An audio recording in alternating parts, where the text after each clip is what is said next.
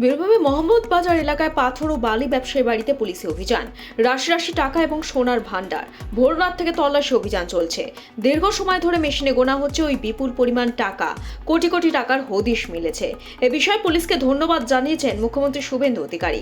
Social মাধ্যমে এই বিষয়ে বার্তাও দেন তিনি। বীরভূম জেলার বেআইনি পাথর ও বালি ব্যবসায়ী টুলু মণ্ডলের ডেরায় পুলিশ হানা দেয়। টুলু মণ্ডলের আত্মীয় মিনার মণ্ডলের বাড়িতে চলে তল্লাশি। ভোর রাত থেকে বিকেল গড়িয়ে গেলেও এখনো চলছে অভিযান। গোনা হচ্ছে টাকা। এখনো পর্যন্ত 20 কোটি টাকা এবং 15 কেজি সোনা উদ্ধার হয়েছে।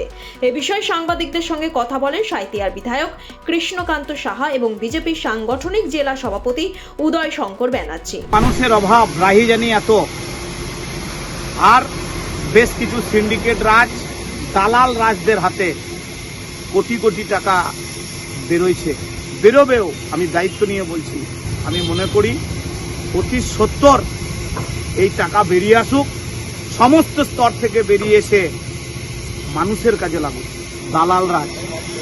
দালালের রাজ থেকে সব জায়গায় সিন্ডিকেট, তোলাবাজি, এখান থেকেই টাকা, তাছাড়া টাকা ইনকামের সোর্স কোথা দেখাবেন সেটা অবশ্য তদন্ত সাপেক্ষ, তদন্তের বিষয়ে আমি কিছু বলবো। শোনা যাচ্ছে কাল গভীর রাত থেকে পাথর ব্যবসায়ী টুলু মণ্ডল, সেই টুলু মণ্ডলের কোনো এক আত্মীয়র বাড়িতে মোহাম্মদ বাজার এলাকায় পুলিশি হানা।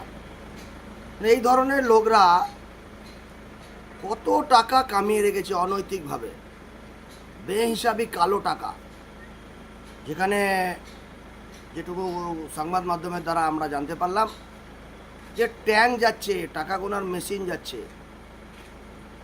পুলিশের কাজ করবে, এই ধরনের কালো টাকা বাজেয়াপ্ত সরকার করবে এবং করাও উচিত।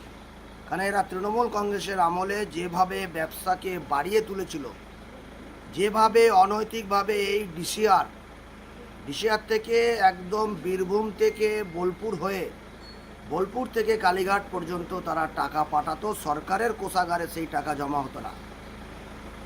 পশ্চিমবঙ্গ সরকার এসেছে, বিজেপির নেতৃত্বাধীনে সরকার চলছে, আইনের শাসন প্রতিষ্ঠা হয়েছে, কাউকে রেয়াত করা যাবে না। দুর্নীতি বিরুদ্ধে বিজেপির সরকার জিরো টলারেন্সে বার্তা দিয়েছে। দুর্নীতিতে জড়িতদের কেউ রেহাই পাবে না বলে এদিন জানান মুখ্যমন্ত্রী। এরকম ভিডিও দেখতে চ্যানেলটি ফলো করুন।